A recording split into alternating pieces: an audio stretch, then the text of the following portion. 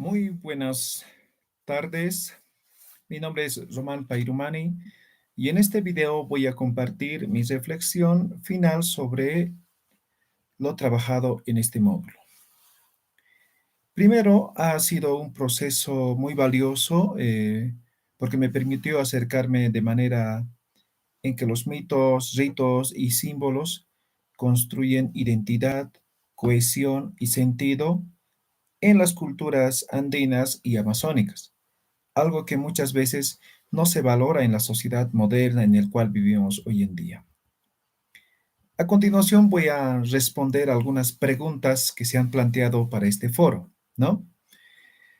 Voy a hacer inicialmente una explicación sobre lo que son los mitos que transmiten valores colectivos, como Aini, respeto a la naturaleza y muchas otras cosas, ¿no? Por ejemplo, podemos decir de forma concreta, por ejemplo, la fiesta La Pachamama, ¿no? Donde la comunidad, cualquiera que fuera, realiza ofrendas, ¿no? De alimentos, de hojas de coca, de bebidas a la madre tierra. Más allá de la ceremonia, de la simple ceremonia, este rito reafirma la relación de respeto, ¿no? Y reciprocidad con la naturaleza, es decir, nosotros como seres humanos con la naturaleza.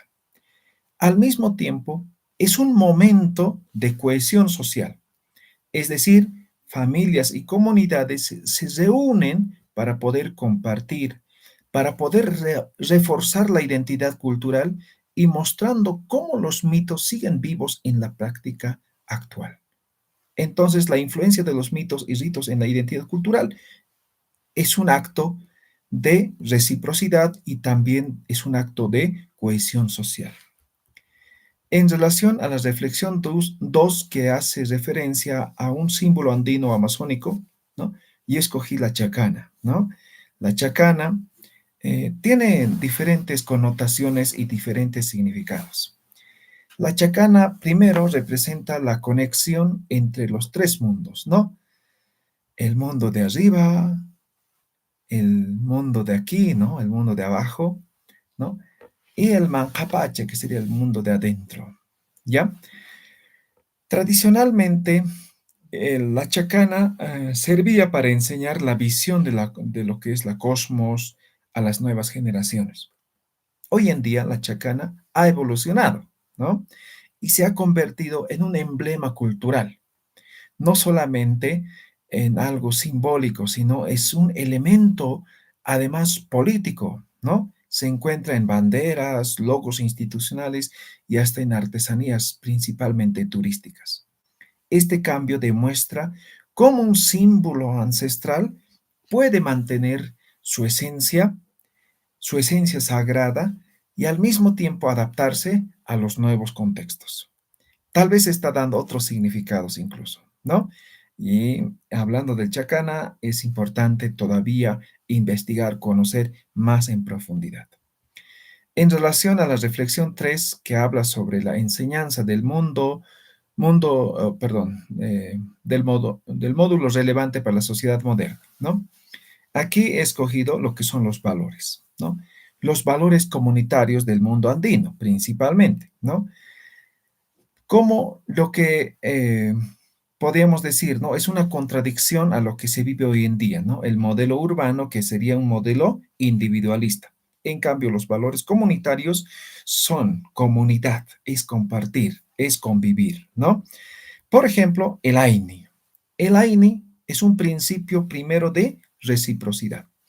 Es una enseñanza con gran relevancia en el mundo andino, ¿no? Si la aplicamos en contextos urbanos, puede ser interesante y de hecho se aplica en ciertos lugares principalmente que mantienen o tienen una migración principalmente, ¿no? De pueblos indígenas originarios, ¿no? En el cual se practica la economía solidaria, el cooperativismo y el apoyo mutuo entre los vecinos. No siempre se ve eso en las áreas urbanas. En contextos rurales sigue vigente, principalmente en actividades como la agricultura, donde los miembros de la comunidad ayudan mutuamente o se ayudan mutuamente en diferentes actividades agrícolas como la siembra, la cosecha u otros, ¿no? Y no solamente se practica en las actividades agrícolas, también se comparte los trabajos en actividades como el techado de casa y otras actividades que se tienen. En relación a la última reflexión, que es el conocimiento y diálogo intercultural, para mí, o desde mi punto de vista, conocer la cosmovisión andina amazónica es clave para construir sociedades más inclusivas. ¿Con esto qué quiero decir? Por ejemplo, cuando hablamos del turismo, ¿no? Del turismo comunitario, el visitante no solo conoce paisaje, ¿no? Sino también rituales, ¿no? Los símbolos y prácticas vivas de la comunidad. Cuando un turista comprende que una montaña es un apu protector que tiene la comunidad, ¿no? Al cual además se da una ceremonia, ¿no? Un ritual, ¿no? Como forma de agradecimiento por la protección y principalmente por la vida, se genera un diálogo intercultural, basado principalmente en lo que sería el respeto mutuo. Esto no solo fortalece a las comunidades anfitrionas, sino que principalmente enriquece al visitante promoviendo relaciones más horizontales entre culturas distintas. Para concluir, puedo decir que los mitos, los ritos y los símbolos no son recuerdos del pasado, sino son fuerzas vivas que siguen modelando identidades y que tienen mucho que aportar a la sociedad contemporánea.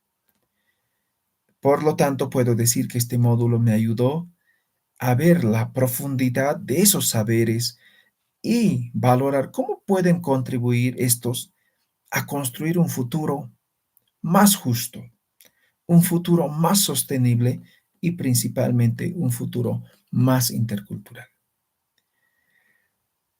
Eso ha sido mi participación. Muchas gracias al docente y a los compañeros por haber compartido en este módulo. Gracias.